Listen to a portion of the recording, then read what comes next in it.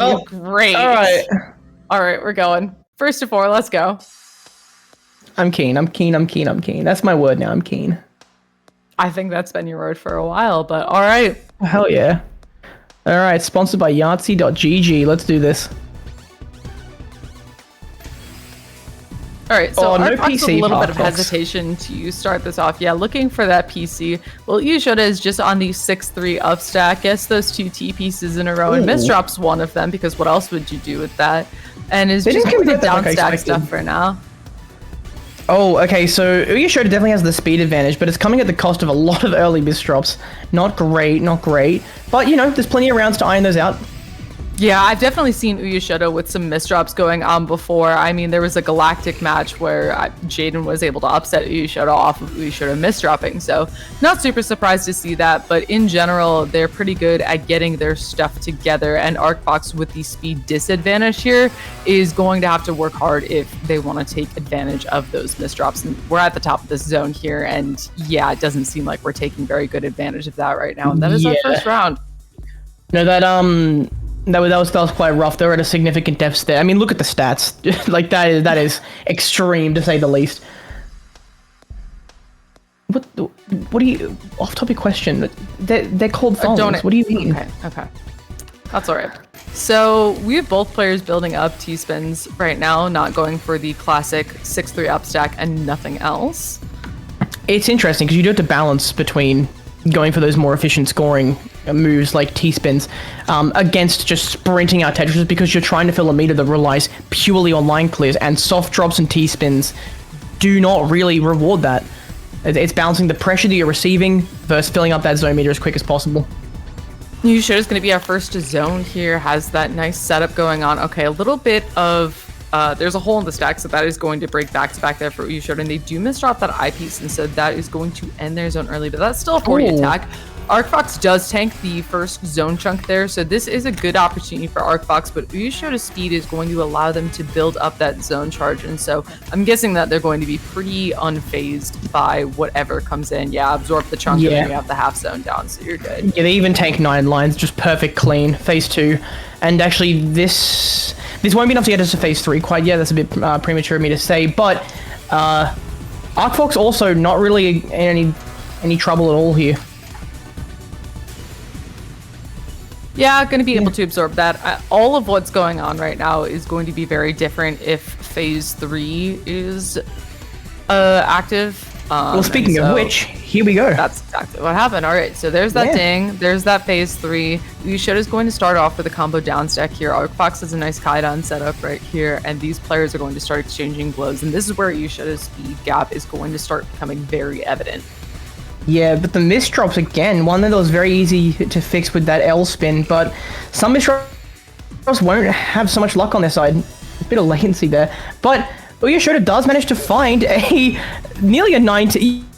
Yeah, no, they found the 19. Hello? How did they? That was incredible. The IRS usage there and the awareness to hold. Meanwhile, ArcFox does not have time to set up to actually pull off their T-spin triple. 2-0 to Uyeshota there. The stats are a bit closer, but still there's quite a difference between the two. Mm-hmm. Which, of course, as I said before, would be an upset. Both are starting off with TSD, but ArcFox with the all clear there is going to do nothing on Uyeshota's board, except Uyeshota does misdrop. They do fix that very quickly. Yeah, their fixes are quite on point today. Phase 1 is very, it's a formality these days for some of these players. I don't see a lot of activity there, but it does, of course, lead to somewhat of an advantage going into Phase 2, around 40 seconds in. Oh, you should have right at the top of the board. Oh, dear. And Uyeshota, yeah, spectacular fix. ArcFox is going to be the first to pop zone here. Uyeshota does pop zone soon afterwards, and ArcFox does end a pretty quick zone with a 46 attack, building up a side 4x to try to deal with Uyeshota's attack. No, this is fine, because they're probably going to get quarter zone off of it and then not have too much coming in. And then you down stack through the garbage and like you're fine. You're good. Yeah, no, they're completely fine. You know what? My mistake. My mistake. You're so right. No, I'm so wrong. Okay, so ArcFox trying to eye spin, gets the eye spin, holds the piece before placing the eye in the right spot, and then gets the eye spin. Now we're going for an L spin here, which is questionable considering how much attack Uyeshota is putting into the queue. That is round 3. Yeah. And again, I've said it before, but there's a big stat difference here in ArcFox. It's a lot to overcome that. They're playing at their limits, and Uyeshota is just above that. Not much that can be done. 3-0 here. One more to make it the sweep. ArcFox going for a C-spin opener, and Uyeshota misdropping a J piece right off the bat. But they seem practically unfazed. Very nice fix, as usual. Yeah. I'd expect nothing less.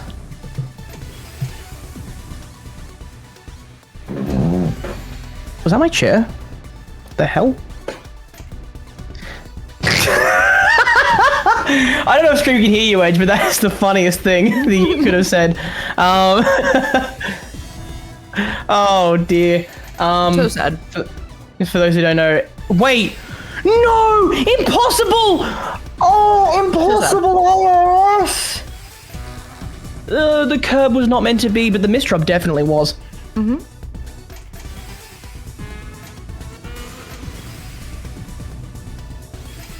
Yeah, fairly standard gameplay here. We're going to be just sprinting over to phase 3.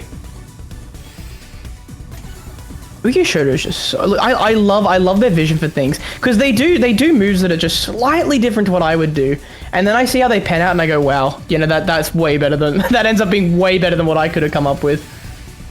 Yeah, and then they misdrop a couple times, which just kind of throws you off as well, and you have to like sit there trying to figure out, okay, is this a misdrop or do they mean to do this? And like, wait, no, it's a misdrop. Oh, hello? What? Wait. No, not another PC. But they're slowing down, which gives ArcFox an opportunity here. 58 and ArcFox.